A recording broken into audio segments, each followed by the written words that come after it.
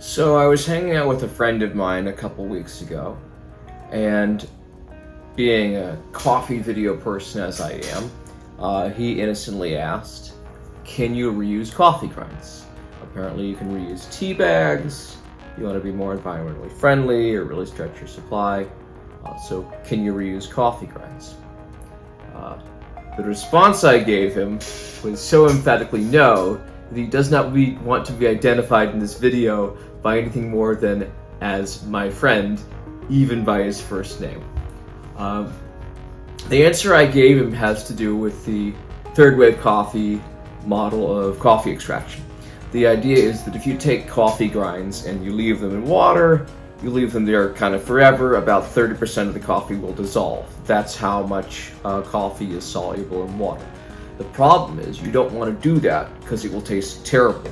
You'll be dissolving a lot of the compounds that aren't tasty, that are high in bitterness or astringency.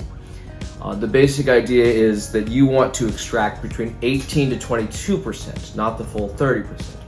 And the idea is that the compounds that come out of the grinds come in basically three stages. The first stage is the acids, the lipids, the things that will dissolve quickly. These things tend to be a bit sour, a bit acidic. In the second stage, which is the sweet spot, the 18 to 22% dissolved, then you're getting into the delicious sugars, the flavors that give the coffee its characteristic sweetness.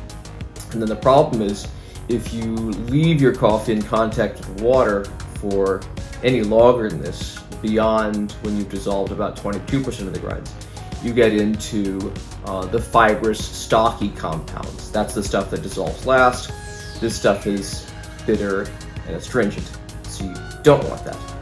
So if you have used your coffee grounds correctly and you have extracted competently, then you have already milked out all of the good tasting stuff that you're going to get out of your coffee. And so trying to take those coffee grinds and reuse them would just result in getting a nasty, bitter mix of sludge. That's the theory anyway. But of course, I have done less painful things for the sake of this channel. So I'm gonna give it a try. We'll see what happens. So from my knock bucket here is a puck of spent coffee. Into the portafilter wand it goes.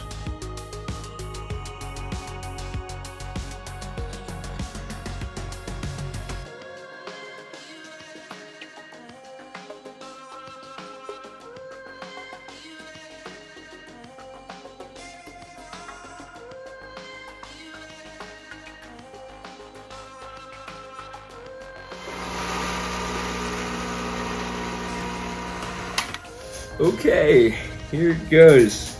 So, if you're paying attention, it pulled in about 10 seconds, which is very far from optimal, which typically characterizes something that is terribly under-extracted. But of course, we know that these beans have already been fully extracted, so it's going to be this weirdly watery mix of over-extracted bitterness. That is my prediction.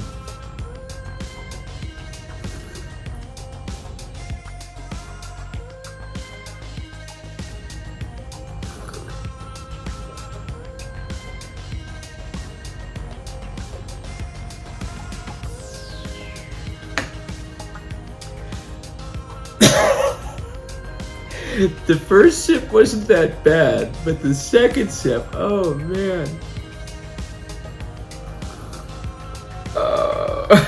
It's everything you hate about the taste of coffee combined with everything you hate about the taste of coffee. It's like if you made a tea out of burnt coffee. It's watery enough that I'm not assaulted by it, but oh man, is it bitter. It's like an aftertaste of bitterness. I think the verdict is no, don't do this. If you have properly extracted your coffee, there's nothing left in the grinds that you want to extract from. An interesting corollary to this, though, is that if you want to know how much caffeine, how much coffee-like product is in the thing you're making, it just comes down to what the dose is. So whether it's 10 grams of beans that have gone into an AeroPress or a French press or an espresso shot or whatever, as long as you're using the respective brewing method correctly, you will continue to extract a comparable percentage of the overall mass of coffee beans into a coffee product. So, thanks for watching. Remember to stay coffee snobby.